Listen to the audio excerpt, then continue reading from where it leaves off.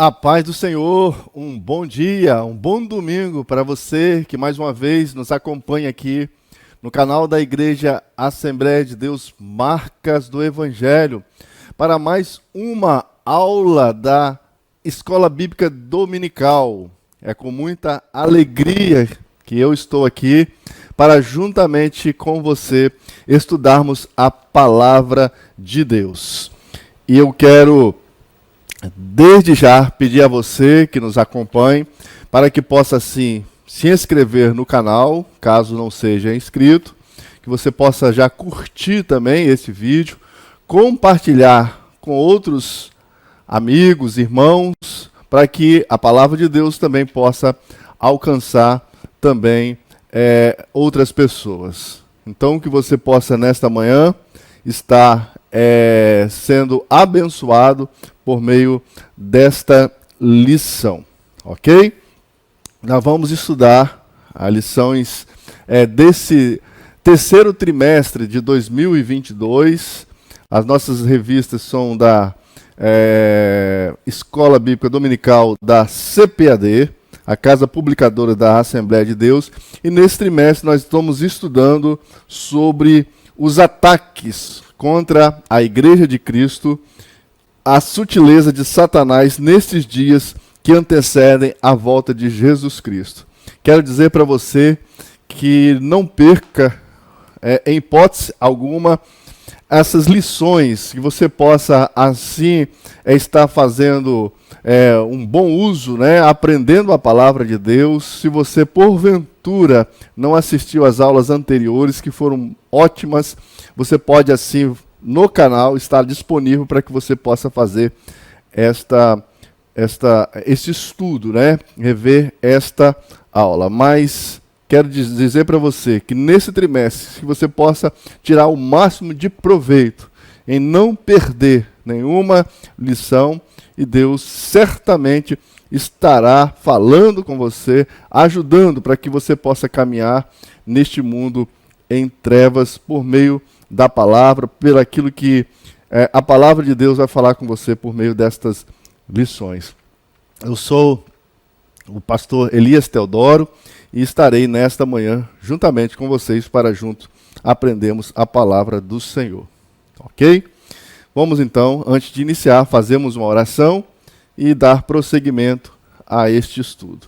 Maravilhoso Deus e Pai, quero agradecer o Senhor por estar aqui nesta manhã, neste dia de domingo, dia do Senhor, para juntamente com o teu povo, ó Pai amado, nos debruçarmos na tua palavra, que o Senhor possa falar aos nossos corações, que o Espírito Santo possa nos guiar, nos ensinar em toda a verdade, que o Senhor possa trazer, Senhor Deus querido, luz ao coração daqueles, ó Pai amado, que estarão ouvindo a tua palavra, as suas mentes, que seus corações possam ser aquecidos pela presença do Espírito Santo. Eu te agradeço, Senhor Deus, te peço que o Senhor me dê graça para que possa assim conduzir da melhor forma possível esta lição para a glória do teu Filho. Assim eu oro em nome de Jesus. Amém. Bom, amados irmãos, como nós falamos, nós estaremos hoje estudando a lição de número 3, que dia 17 de julho de 2022, e o tema da nossa lição de hoje vai falar sobre a sutileza da imoralidade sexual, certo? Como nós estamos falando sobre os ataques contra a Igreja de Cristo, a sutileza de Satanás é uma das sutilezas utilizadas pelo inimigo das nossas almas, diz respeito, à inversão daquilo que a palavra de Deus nos fala a respeito da sexualidade, a respeito das relações sexuais, da forma deturpada, que Satanás tem assim trabalhado por meio dos homens, por meio de uma cultura secular, por meio de ideologias que nada mais é justamente uma oposição a Deus e ao seu povo. Então, nessa lição, a sutileza da imoralidade sexual, nós estaremos assim abordando esse assunto e que os irmãos possam assim ser muito bem abençoados. O texto áureo da nossa lição diz assim: fugir da prostituição. Todo pecado que o homem comete é fora do corpo, mas o que se prostitui peca contra o seu próprio corpo. A verdade prática nos diz que as Escrituras condenam toda forma de prática sexual fora da esfera do casamento constituído por Deus. Ok? A leitura bíblica em classe da nossa lição está registrada em 2 textos, ambos escritos pelo apóstolo Paulo. O primeiro está em 1 Coríntios, no capítulo 6, do verso 15 a 20, e o segundo texto, Romanos, do capítulo 1, versículo 26 ao 28. Vamos estar, então, fazendo uma rápida leitura, para que assim nós podemos estar a par daquilo que nós estaremos nesta manhã estudando. Diz assim o versículo de número 15 do capítulo 6 de 1 Coríntios. Não sabeis vós que os vossos corpos são membros de Cristo? Tomarei, pois, os membros de Cristo e falo-eis membros de uma meretriz? Não, por certo. Ou não sabeis que o que se ajunta com a meretriz faz um corpo com ela? Porque serão, disse Deus, né? 2 numa só carne. O versículo 17. Mas o que se ajunta com o Senhor é um mesmo espírito. Fugir da prostituição. Todo pecado que o homem comete é fora do corpo, mas o que se prostitui peca contra o seu próprio corpo. Versículo 19. Ou não sabeis que o nosso corpo é o templo do Espírito Santo, que habita em vós, proveniente de Deus, e não sois de vós mesmo, porque fostes comprados por bom preço. Glorificai, pois, a Deus no vosso corpo e no vosso espírito, os quais pertencem a Deus. O outro texto, Romanos 1, o versículo 26 diz: pelo que Deus os abandonou às paixões infames, porque até as suas mulheres mudaram o uso natural, no contrário à natureza. E semelhantemente, também os varões, deixando o uso natural da mulher, se inflamaram em sua sensualidade, uns para com os outros, varão com varão, cometendo torpeza e recebendo em si mesmos as recompensas que convinham ao seu erro. O último versículo: e com eles se não importaram de ter conhecimento de Deus, assim Deus os entregou a um sentimento perverso para fazerem coisas que não convêm. Os 2 textos que nós lemos está trazendo à luz, né, justamente os assuntos que nós estaremos nesta manhã abordando, falando a respeito da fornicação, do adultério e também da homossexualidade. Ok? Eu quero, antes de iniciarmos a nossa lição, fazer algumas recomendações, né? É interessante que os irmãos, um livro muito interessante, irmãos, que eu gostaria também de fazer menção, é esse daqui, ó, Ama o Teu Corpo, da Nancy Pierce.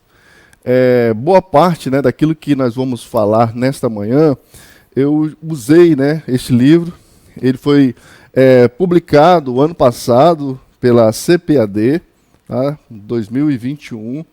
É um livro muito interessante.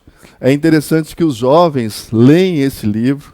É interessante que os pais também leiam esse livro. Não é um livro devocional, é um livro de informação, para que a gente possa, assim, conhecer melhor, né, essas correntes, essas ideologias, esses paradigmas, né, que estão sendo disseminados neste mundo hoje, que tem um viés progressista, né, um viés socialista, onde as pessoas estão assim, procurando, né, no caso, a ser politicamente correto e muitas das vezes nesse politicamente correto, a verdade ela é relativizada, não existindo os valores absolutos, e essas informações, amados irmãos e irmãs, elas são frequentemente ensinadas para os jovens, para os seus filhos, tá?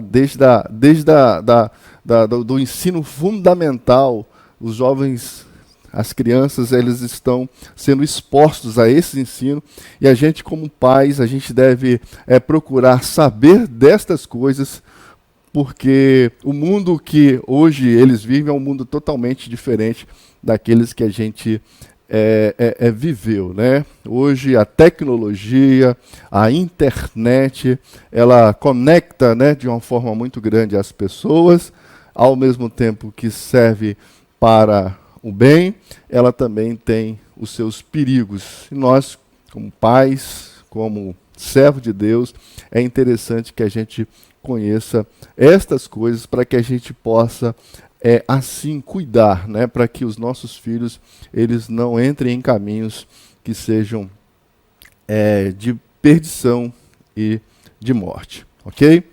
Então, no nosso primeiro subtópico aí, né, no nosso primeiro tópico, na verdade, a revolução sexual, antes da gente falar a respeito da revolução sexual, eu quero abrir, né, no caso, essa lição, destacando, né, justamente alguma coisa que a nossa revista do Ensinador Cristão ela coloca, né, como introdução, quando diz assim que a sociedade atual ela enxerga a sexualidade de forma controversa no que diz respeito aos nossos valores, né, de fé que estão inseridos na palavra de Deus na Bíblia Sagrada. Então, os valores bíblicos que influenciavam as sociedades ocidentais há alguns anos, eles foram substituídos por pensamentos humanistas com a finalidade de atender os anseios, né, libertinos de alguns setores que encaravam as ideias conservadoras e as boas práticas familiares como retrógradas, né? Há tempos atrás, falar em conservadorismo era como se fosse alguém que estava muito atrasado. E a gente vê que hoje, devido, né, ao cenário político que hoje vive o Brasil, o conservadorismo ele tem sido bastante evidenciado, e as pessoas elas são muitas das vezes conservadoras, mas elas nunca se posicionaram a respeito disso. E o Brasil, né, a maioria da população ela é tida como conservadora, mas nós bebemos de muitas ideias, né, de muitas fomos influenciados grandemente por pensamentos progressistas, né, e isso de uma forma imperceptível a gente abraçou, né, alguma dessas ideias, e a gente hoje, né, a gente está vendo o perigo, né, que isso tem causado, no caso, a sociedade e principalmente a juventude, as crianças, os adolescentes, certo? Então, com a justificativa de que era necessário haver uma quebra de tabu na sociedade, então muitas práticas antes vistas como imorais foram sutilmente aceitas como normais, né? O resultado foi a inversão de valores e a deterioração da família, que é a base da sociedade. Então a gente percebe que todas essas ideias, amados irmãos, elas são feitas de uma forma bastante sutil, né? Há tanto da insistência, né? A própria mídia utiliza bastante, no caso, a manipulação das mentes das pessoas, e tratam muitas vezes assuntos condenados pela palavra de Deus, e os argumentos parece que são, a princípio, doce aos nossos ouvidos, a forma como coloca, onde enfatiza, né, um romantismo, mas por trás disso existe uma certa sagacidade no sentido de querer corromper, né? E ao mesmo tempo uma guerra espiritual travada justamente para desvirtuar o povo de Deus e também atacar o nosso Senhor Jesus Cristo, né? Então, nas aulas passadas foram faladas justamente a respeito da pedofilia, né? Hoje eles querem classificar a pedofilia aí como sendo uma doença, não um desvio, né, de caráter moral, certo? Como sendo um crime, classificando isso como uma doença, né, uma enfermidade, e a partir do momento que isso passa a ser tido como uma doença, né, como uma enfermidade, isso passa a não ser um crime, e passando a não ser um crime, isso entra como sendo legal, né, assim sendo legalizando um crime, né, um pecado tão hediondo quanto é a pedofilia, tá certo? Bom, a nossa primeiro ponto aí fala sobre a revolução sexual, né? Um novo paradigma para a sociedade. Então, a revolução sexual, ela foi uma forma de pensar, né, sobre a liberdade sexual humana, desafiando, como nós falamos, a tradição, a moral tradicional. E ela atingiu o seu ápice nos anos 60, né? Embora não foi esse o seu início, mas durou até aproximadamente a década de 70. Então, a principal bandeira, né, da revolução sexual foi a ruptura, né, com as relações heterossexuais e monogâmicas, ou seja, as relações heterossexuais no sentido de um homem com uma mulher, macho e fêmea, e monogâmicas, ou seja, um só casamento. Ok? Então ele surgiu de uma forma também tão forte, né, nessa época, a apologia da contracepção e a pílula do dia seguinte. Certo? A nudez em público, ela tornou-se de uma forma de protesto e expressão artística, né? Há tempos atrás a gente via, né, justamente essas manifestações, né? As mulheres, elas iam para praias, né? Chamava-se de topless, né? Hoje isso diminuiu de uma forma bem significativa. Hoje existem aí as praias, né, de nudismo, onde as pessoas elas cultuam, né, justamente o sexo, né, a sexualidade de uma forma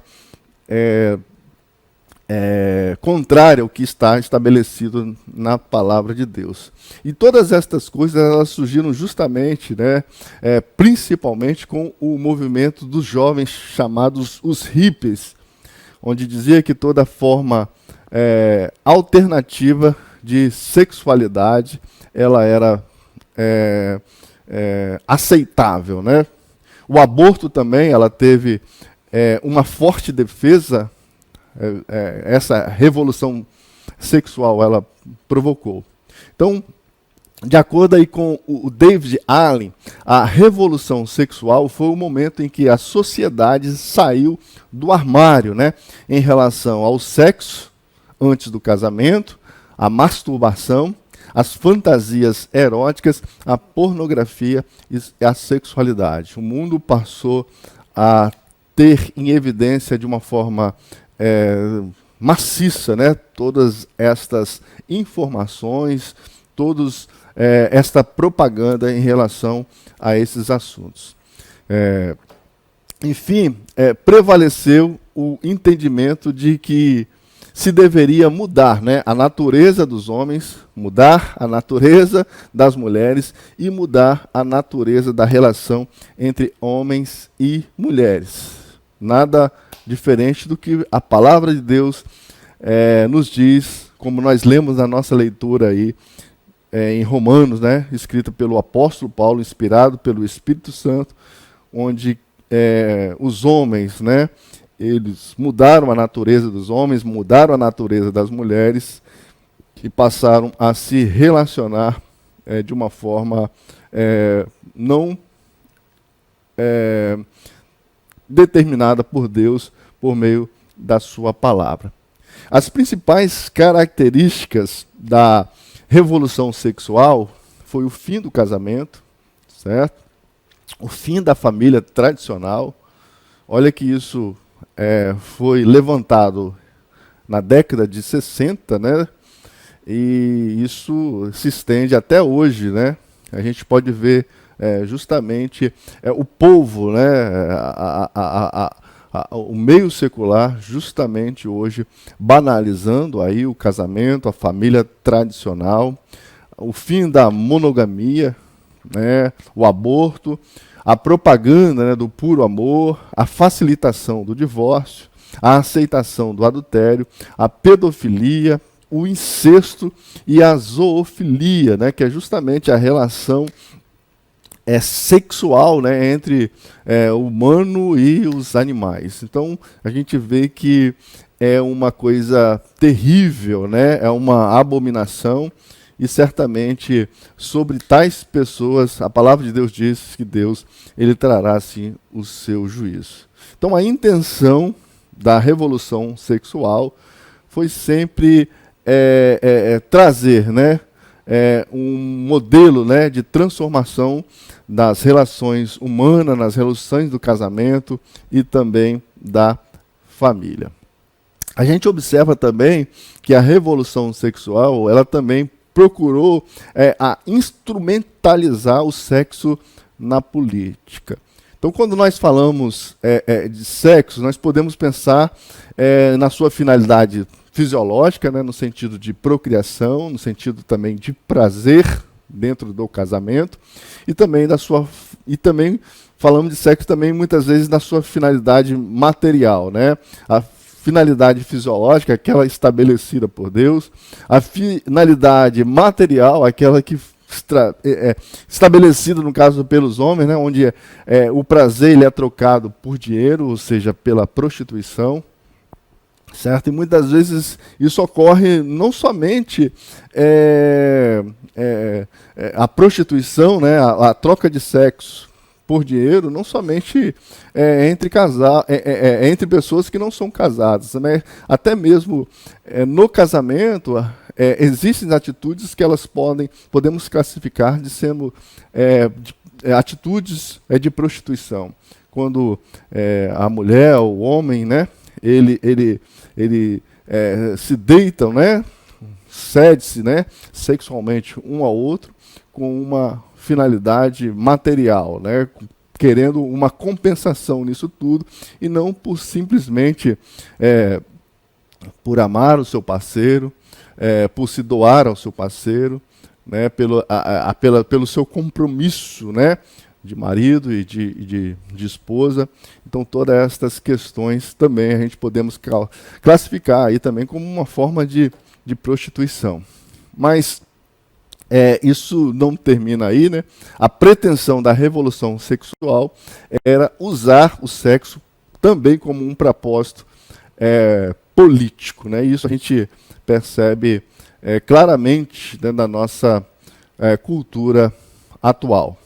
A gente pode também ver isso na Bíblia, né? Um antigo exemplo, né, de liberdade sexual com a finalidade de um controle político. Quem não se lembra, né, da história de Salomé e João Batista, né? E por fragilidade sexual, o rei Herodes ele concede um poder político a uma mulher, algo que ela não teria se ela não tivesse dançado de uma forma sensual. Tá? O anticristianismo na revolução sexual. A revolução sexual ela é necessariamente anticristã. As pautas, né, dos direitos civis, sexuais, eles parecem até simples, né, e casuais, mas por trás de tudo isso existe um projeto político, né, de destruição da família. Então, irmãos, a gente precisa estar muito atento a todas essas coisas. Isso foram os teóricos, né, iluministas que começaram tudo isso. A primeira defesa feita por esses pensadores era o fim da ordem cristã. E o pensamento secular atual presume uma divisão, né, entre o corpo e espírito. Há um dualismo, né? Esse dualismo ele criou uma visão quebrada, né, uma visão fragmentada do ser humano, onde o corpo ele é tratado como algo separado do eu autêntico, né? Então essa teoria ela abriu as portas, né, para a banalização do corpo. Ou seja, as pessoas utilizam o seu corpo justamente por um prazer e não querem nem de forma alguma pensar, né, se aquilo é certo ou errado, né? Então o corpo ele passou a ser banalizado, certo? É diferente, né, o que a palavra de Deus fala, né? Nós lemos aí na carta, né, de 1 Coríntios, no capítulo 15, versículo 6, que Paulo ele enfatiza, né, que não sabeis que os vossos corpos são membros de Cristo? Então, pois, tomarei os membros de Cristo e falo-eis membro de uma meretriz? Ele faz uma pergunta de retórica e responde, não por certo. E a palavra de Deus também, em 1 Tessalonicenses, no capítulo 5, o versículo 23, diz que o nosso corpo, né, alma e espírito, eles devem ser plenamente conservados, né, para a vinda do Senhor. Então, o homem ele é interligado, né, pelo corpo, alma e espírito. Não existe uma separação, que aquilo que eu faço com o meu corpo, de forma alguma, ele vai ter nenhuma repercussão, né, na minha alma, nem no meu espírito, né, de uma forma perniciosa. Então, com a racionalização das coisas e com a ciência ganhando, né, o status de religião, o materialismo ele predominou, né, e o transcendente, né, ele foi combatido e deixado de lado. Então, as pessoas esqueceram da parte espiritual, da parte transcendente e deram muito vazão ao materialismo, né, às coisas materiais. Irmãos, e estas coisas elas permeiam, né, o nosso meio, permeia, né, o seio da igreja, quando nós damos muito vazão às coisas materiais e a gente, de forma alguma, olha, né, para aquilo que é transcendente, aquilo que é espiritual. É quando a Bíblia diz, né, que a gente deve olhar para as coisas que são de cima, né, porque elas são eternas, e não para as coisas de baixo, porque elas são temporais. O nosso mundo, irmãos, ele diz respeito muito mais àquilo que a gente faz por meio da nossa alma, por meio do nosso espírito, porque estas coisas elas vão ter realmente uma repercussão na nossa eternidade, né? Quando a gente se preocupa com a nossa alma, quando a gente se preocupa, né, em ter um espírito sadio, certamente isso irá fazer com que nós valorizamos aquilo que realmente tem valor, tá certo? E como que nós fazemos isso, irmãos? Através do corpo, por meio do corpo. Então é interessante que todas essas coisas estejam interligadas, tá certo? Então, em 1960, com os meios de comunicação, a difusão de ideias libertárias sexuais, ela foi facilmente propagada, né? Televisão, rádio e outros meios influenciaram milhares de pessoas a partir de uma perspectiva de contracultura, tá certo? Então, e um dos grandes gatilhos que marcaram esta fase foi a pílula anticoncepcional. Com elas, as mulheres tinham acesso fácil e seguro à contracepção. Ela foi introduzida nos Estados Unidos em 18 de agosto de 1960 e um ano depois na Alemanha. E com estas inovações, né, o caminho do sexo, né, sem compromisso, ele estava livre dos inconvenientes, né, de se ter um filho, certo? Então, a Revolução Industrial, né, do século XIX, né, aliada ao crescimento da ciência, da tecnologia e da medicina, também teve a sua contribuição. Então houve uma facilidade, né, um avanço na fabricação de preservativos, nas técnicas de abortos. Né. Nunca foi tão fácil, né, comprar pílulas abortivas, adquirir afrodisíacos, brinquedos sexuais. O divórcio, né, ele estava facilitado. Então todo um campo justamente para que a cultura, né, do sexo ela fosse desempenhada, né, no mundo que nós estamos vivendo hoje. Então, na visão moderna, as leis de Deus elas não governam mais o mundo, mas sim a vontade humana e sem restrição. Então, o mundo ele aí descobre, né, um mercado econômico no sexo, né, como um produto altamente lucrativo. Então o mundo ele começou a assistir uma exploração explícita, né, do mercado pornográfico, isso por meio dos filmes, das revistas, dos objetos eróticos, né, os tráficos de mulheres, a prostituição infantil, né, a proliferação de motéis, de sex shops, e o destaque nesse caso, né, da revolução sexual vai para a relação com o sagrado, né?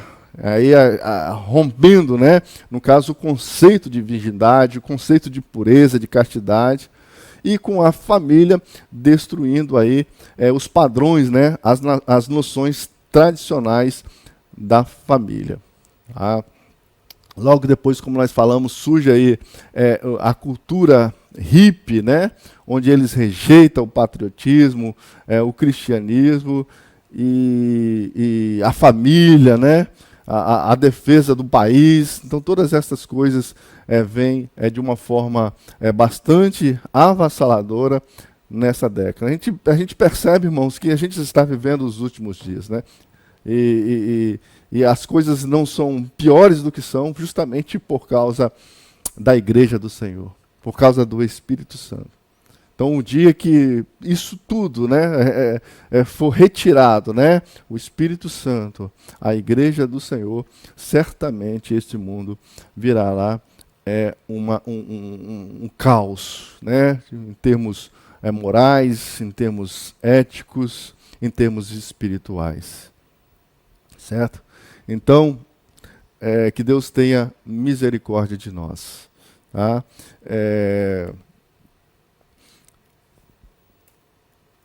As consequências, irmãos, da revolução sexual. A liberdade, né, que a revolução sexual ela trouxe, né, ela não foi gratuita.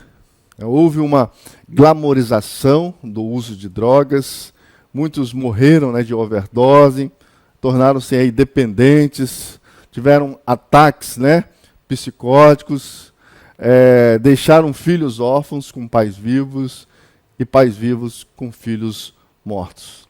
O sexo aí ele foi desnaturalizado e desviado da sua função natural. E as consequências foram casamentos destruídos, abortos, vícios de drogas, masturbação, pornografia e muitos relatos, né, de tentativas de suicídio.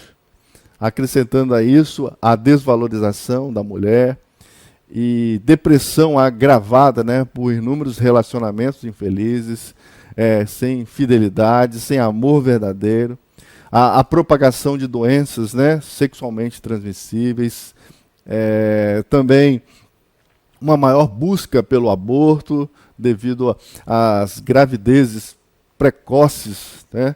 Então nós vivemos hoje, irmãos, em uma terra desolada na questão moral, onde os seres humanos estão buscando de forma desesperadas respostas para perguntas difíceis sobre a vida e sobre a sexualidade. Mas, por causa de Cristo, nós podemos dizer que existe uma esperança. Nós podemos cultivar um jardim numa terra desolada. Em sua ascensão, Jesus ele disse: é-me dado todo o poder nos céus e na terra, como diz lá em Mateus, no capítulo 28, o versículo 18. E com essas palavras, né, Jesus, ele autorizou aos seus seguidores a estabelecerem o seu reino na terra, opondo-se, né, ao mal e estabelecendo a justiça. E é isso, irmãos, que significa viver como cidadão de céu. Quando Paulo ele diz em sua carta aos Filipenses, né, que somos cidadãos dos céus, a maioria dos cristãos eles interpretam que nós devemos olhar para o futuro, para deixar essa terra e ir para o céu, que é o nosso verdadeiro lar. Só que não era bem isso, né, que significava para os leitores do primeiro século. A cidade de Filipos, na Grécia, era uma colônia romana, né, onde muitos tinham o privilégio, né, da cidadania romana. Então, ao dizer aos cristãos, né, que eles eram cidadãos dos céus, Paulo ele estava dizendo a eles para permearem o mundo com a cultura do céu. E é isso que nós precisamos, irmãos. Permear como cidadão dos céus. Claro que nós almejamos a nossa pátria, mas nós estamos aqui porque temos ainda uma incumbência, uma missão, de sermos luz do mundo, de sermos sal, de salgar e de permear esse mundo com a cultura dos céus. Mostrar que existe um Deus, que existe um Salvador, que existe um Criador. E é por causa dele que aqui nós estamos, para sermos agentes do seu reino, para levarmos a palavra de Deus, para levarmos o Deus Salvador, o Deus Redentor, que se deu por amor à humanidade. Bom, o segundo tópico da nossa lição aí vai falar sobre as principais distorções da sexualidade sadia. Então, a primeira aí é a prática da fornicação. Então, no contexto evangélico, como está aí na nossa lição, o termo passou a entendido como prática sexual fora do casamento por pessoas solteiras. Porém, o termo usado no Novo Testamento, que é porneia, possui um sentido muito mais amplo, né? Significa qualquer tipo de ato sexual considerado pecaminoso. Então, nesse ponto aí eu quero falar a respeito da cultura do ficar. Né? Quantos de nós aqui não ouvimos, né, entre os jovens falando a respeito do ficar, né? Eu vou ficar com fulano, eu fiquei com fulano. Então, a cultura atual do ficar, ela enaltece, né, o sexo impessoal. Significa envolver-se, né, em relacionamentos físicos sem uma ligação emocional. O ficar, ele pode significar qualquer nível de envolvimento físico, desde o beijo até o ato sexual propriamente dito.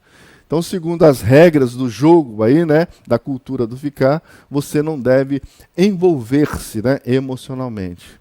A mentalidade dualista, né, em que o corpo, né, e a mente elas são separadas, incentiva os jovens aí a dissociar o seu corpo sexual de sua pessoa integral, né?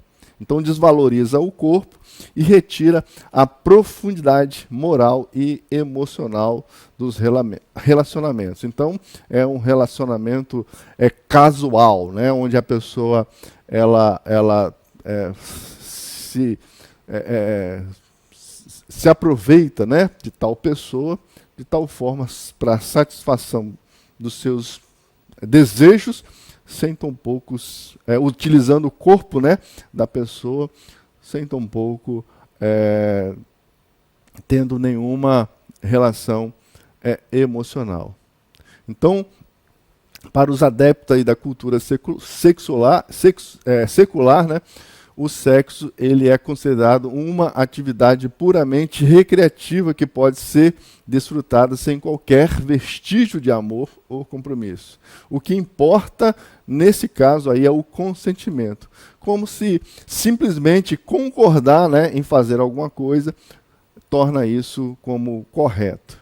Então, os frutos que se colhem quando se abraça esse estilo de vida, né, que Satanás sutilmente, né, apresenta como doce, eles são amargos.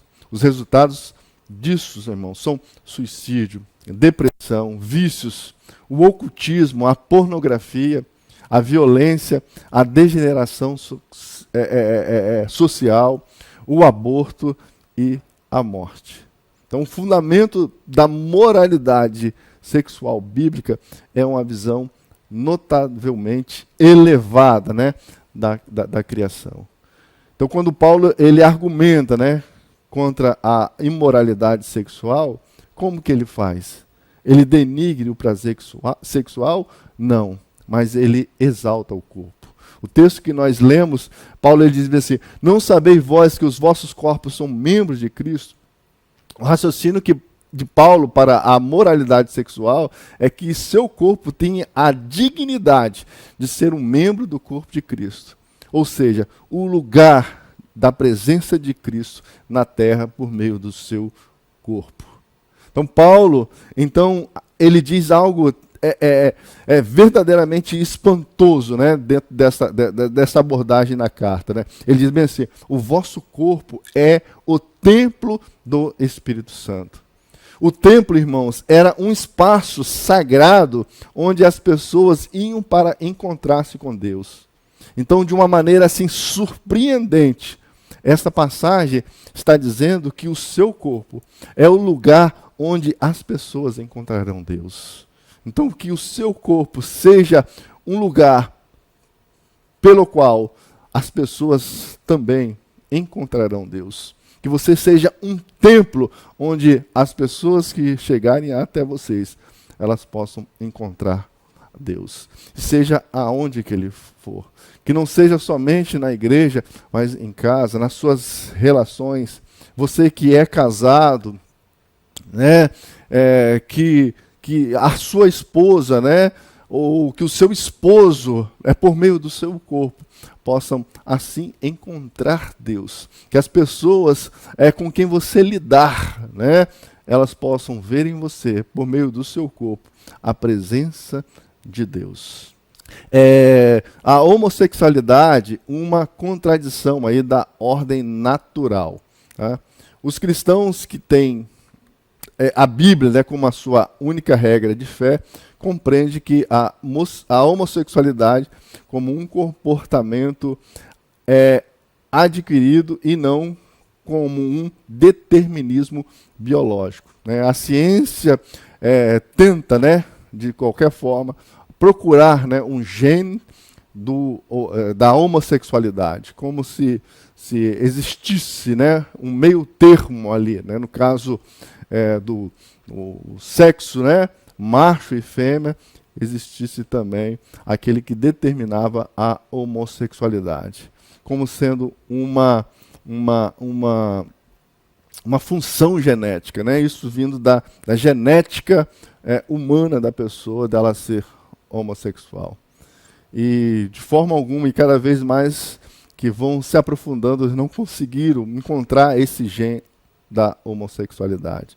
Isso, na verdade, é mais uma das consequências, né, da queda humana, do pecado, que tem feito com que as pessoas tomem os seus diversos caminhos e manifestem os seus pecados. Então, a moralidade da palavra de Deus afirma o valor elevado da criação.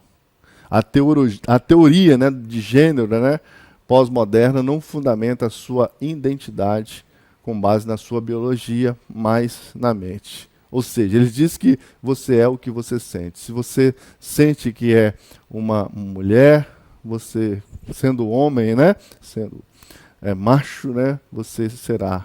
E assim vice-versa. Tá? Essa teoria, né, do gênero, ela tem sido disseminada de uma forma bastante abrangente. Tá certo? Hoje, nos campos, né, universitários, tornou-se quase um rito de passagem, né? Experimentar relações sexuais com o mesmo sexo. E em algumas partes dos países, a gente tem relatos, né, de pais que dizem que os seus filhos estão sofrendo, né, com uma imensa pressão social para experimentar diversas identidades sexuais, até mesmo no ensino fundamental. As escolas, elas tornaram-se a questão de gênero tão importante agora que as crianças, elas estão sempre perguntando, né, se você é gay, se você é trans, justamente por causa dessa ideologia que tem sido disseminada em nossas escolas, senão que nós possamos tomar bastante cuidado. Como não imaginar, né, irmãos, que o mundo que os nossos filhos estão vivendo hoje é o mundo que vivíamos, né, na nossa adolescência, na nossa juventude. Que nós possamos, né, sair, né, da nossa bolha, né, e olhar o mundo, conversar com os nossos filhos, saber, né, o que eles estão ouvindo, o que estão sendo ensinado, e que nós possamos assim também procurar conhecer, para que nós possamos também falar aos corações dele com muita autoridade, com muita sabedoria, com muito amor, né, cuidar realmente dos nossos filhos. Que Deus possa assim ter misericórdia. Então, o problema é que quando o desejo sexual é visto como uma característica, né, definidora da sua identidade, ela torna-se, né, rígido e inviolável. Então, o questionamento à identidade de alguém é tomado como um ataque, né, à sua individualidade e valor. Então, quando a pessoa se abstém de agir conforme os seus sentimentos sexuais, ela é acusada de repressão e ódio próprio. Então, hoje existe em toda uma patrulha, né? Então, quando você não concorda justamente com o que as pessoas dizem, né, a respeito da ideologia de gênero, né, da escolha da pessoa sexualmente, falando, né, da inversão, né, da sua sexualidade em relação a ser homem, né, e dizer que é mulher. Isso você não está respeitando, isso passa a ser uma cultura, né, do ódio, da homofobia, e a gente é tratado, né, a gente não pode de forma nenhuma discordar, né, a gente tem que ser politicamente correto a respeito dessas questões. A gente tem casos, né, na nossa vida cotidiana, justamente de pessoas que discordaram, né? A gente tem um caso recente aí da cantora, né, evangélica, que justamente ela não abraçou essa ideia, né, discordou, e por causa disso ela foi fortemente aí bombardeada, né? Mas ela se manteve firme justamente por causa da sua fé em Deus, por causa justamente daquilo que a palavra de Deus assim diz, né? Recentemente também tivemos um caso de um vereador, né, em Belo Horizonte, que ele foi defender, né, a sua irmã, né, porque a sua irmã na escola, no banheiro, chegou lá, tinha um homem, né, e dizia que ele era transgênero, né?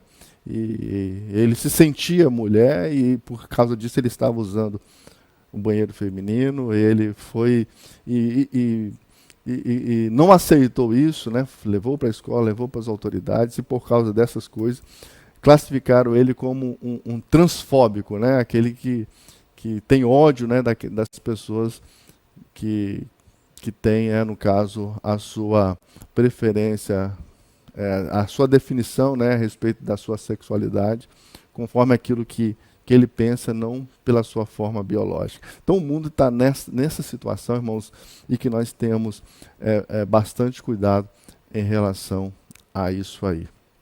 Ok? Então como que nós devemos assim se comportar em relação a tudo isso?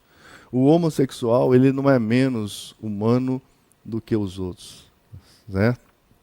Isso deve ser sublinhado, né? Porque muitas vezes a igreja tem sido acusada, né, de homofobia ou de atitude preconceituosa contra os homossexuais quando ela demonstra, né, aversão ou medo. Então essas atitudes em relação ao homossexual fazem com que muitas vezes eles também deixem, né, de procurar refrigério na igreja para ir buscar em outros lugares, certo? Então a igreja ela deve também estar preparada, né, para responder de forma eficiente, né,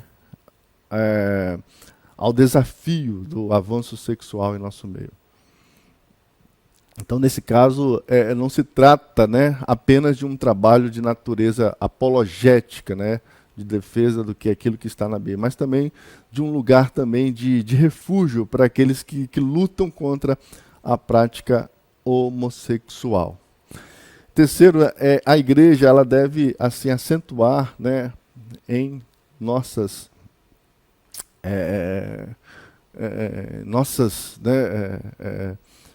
em nosso falar, né, o fato de que a masculinidade e a feminilidade elas são bênçãos de Deus e que devem ser cultivadas. Tá? Nem o machismo, nem tampouco o feminismo, ele deve ser exaltado. Outra coisa também importante é a compreensão que os pais devem ter o papel, né, que os seus filhos têm, né, no caso da família, o papel que os pais também têm na família. A palavra de Deus diz que os filhos eles são herança do Senhor. Os filhos eles de forma nenhuma são um empecilho, né, à realização de um projeto social. Eu achei muito interessante o pastor Hernani Santos, né, na última vez que ele esteve aqui conosco no Holy Teens, onde ele menciona, né, que ele aproveita esse tempo que a sua filha está de férias e leva a sua filha justamente com ele, como ele fez isso com o seu filho, para passar, né, dar assistência aos seus filhos, para que eles possam conhecer, né, o trabalho, conhecer a palavra de Deus e que eles não ficam órfãos de pais nem de mãe. Então que a gente possa realmente envolver também os nossos filhos na obra do Senhor, para que eles possam conhecer o Senhor. Isso é muito interessante quando a gente se preocupa com isso. Erros grotescos, né, de pessoas que se aplicam a um ministério e esquece de olhar para os seus filhos e muitas das vezes acabam ganhando outras pessoas e perdendo os seus filhos justamente por não assim os enxergar no seio familiar. E em quinto aí, último, irmãos, é o testemunho da igreja, né? E esse testemunho é mostrado no zelo da igreja para com os valores morais que devem ser cultivados.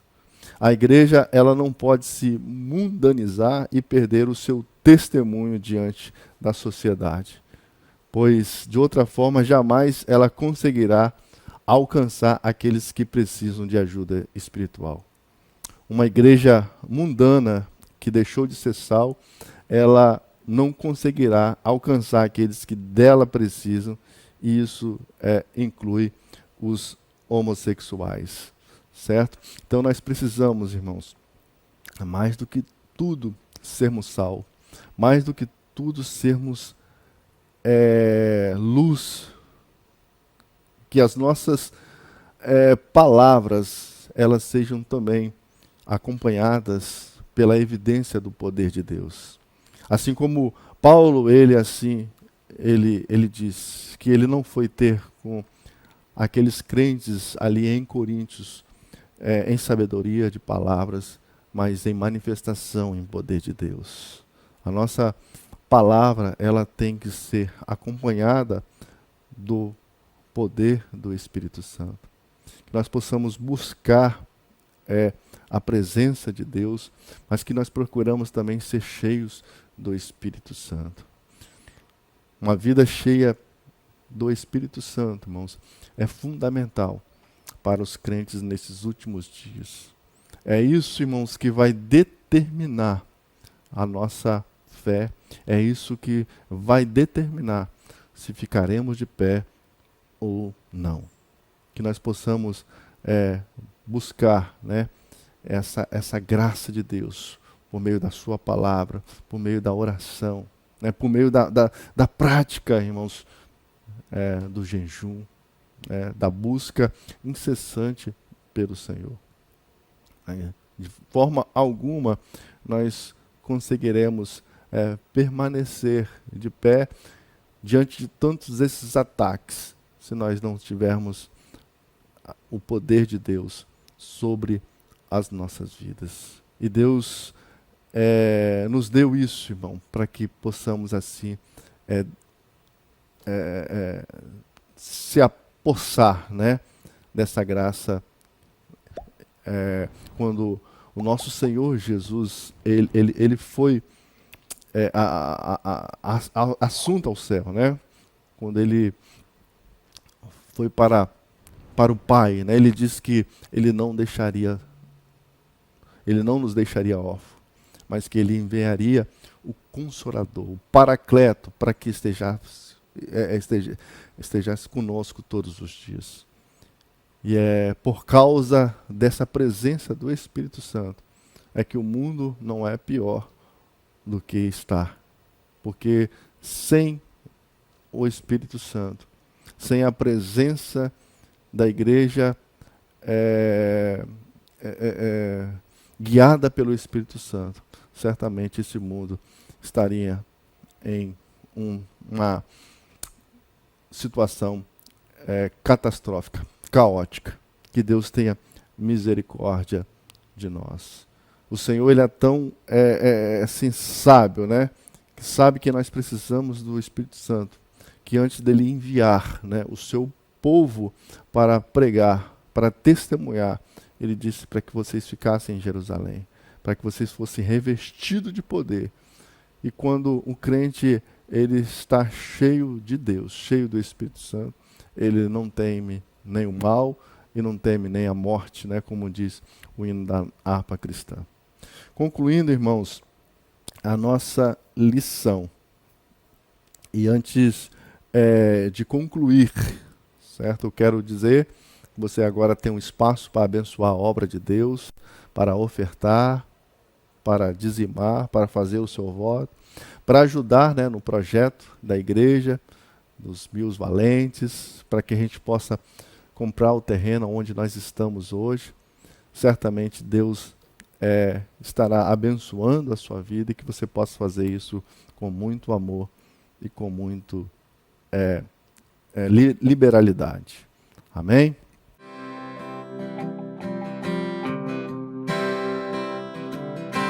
Aquele que em suas mãos detém a força e todo o poder.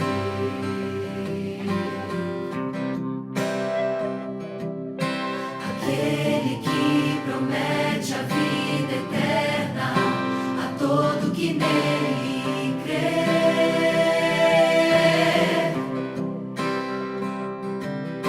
É Ele quem nos guarda e que operando quem impedirá.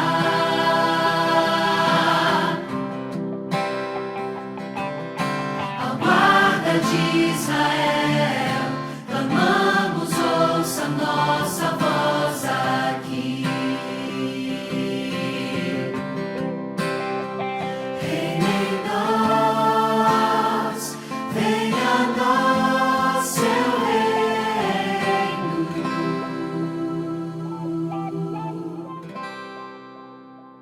Reina em nós, venha a nós sua glória, Deus.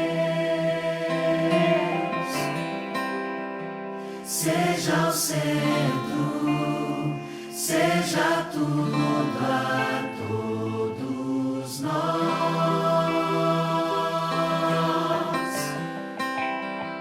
Seja o centro, seja tudo a todos nós.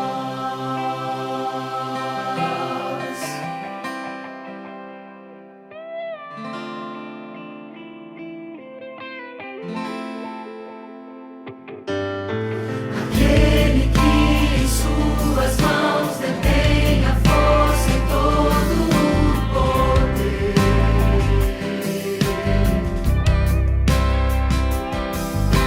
Aquele que promete a vida eterna a todo que nele crer.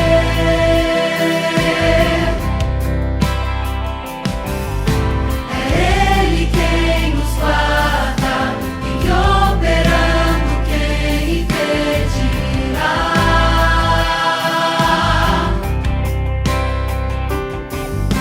Ao guarda de Israel, clamamos, ouça nossa voz aqui.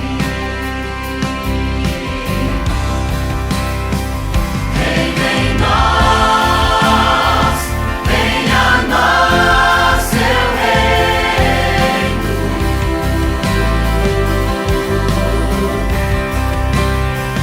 Reina em nós, venha a nós sua glória, Deus.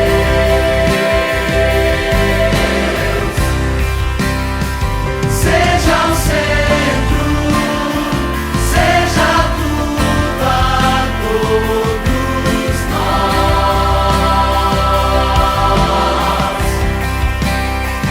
Seja o centro, seja tudo a todos nós.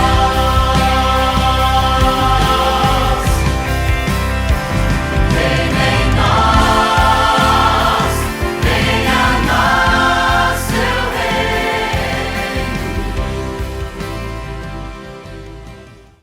Então, mediante a tudo isso, né, que nós falamos nesta manhã, nós não devemos pensar, né, que como nós, frequentadores de igreja, nós estamos imunes a todas estas investidas. Irmãos, nós precisamos ter uma visão maior, um senso, né, de ministério, um senso de sacerdócio. E se Deus deu a você, mesmo com todas as lutas e dificuldades que enfrentamos, uma igreja forte, com pastores e irmãos confiáveis, com uma família confiável, esses dons de Deus não são para você, eles são para equipá-lo, para alcançar e atrair aqueles que estão quebrados. Deus está dando a você a oportunidade de trazer a esperança de que o Evangelho ele é real. E não apenas palavras, né? O cristão ele deve estar preparado para ministrar ao ferido, aos refugiados, né, da revolução moral secular, né, cuja as vidas foram destruídas pelas falsas e sutis promessas de Satanás, de liberdade e de autonomia.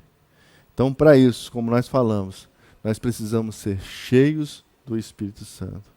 Precisamos ficar em Jerusalém em oração, até que do alto sejamos revestidos de poder e aí sermos testemunha em todos os lugares. Que Deus abençoe a sua vida, que a palavra de Deus possa falar ao seu coração nesta manhã. Em nome de Jesus. Amém. Vamos orar. Maravilhoso Deus e Pai, queremos agradecer, Senhor Deus, por esta manhã, que o Senhor nos concede a oportunidade de aqui estarmos. Que o Senhor possa falar aos corações dos nossos irmãos, dos nossos amigos, que possamos, Senhor Deus querido, nos atentar, Senhor Deus, com mais diligência, ó Deus querido, para as coisas, Senhor Deus querido, que são de cima. Que o Senhor possa nos ajudar, nos abençoar em todos os sentidos, para a glória do teu nome. Assim eu oro e agradeço em nome de Jesus. Amém. Deus abençoe a sua vida em nome de Jesus.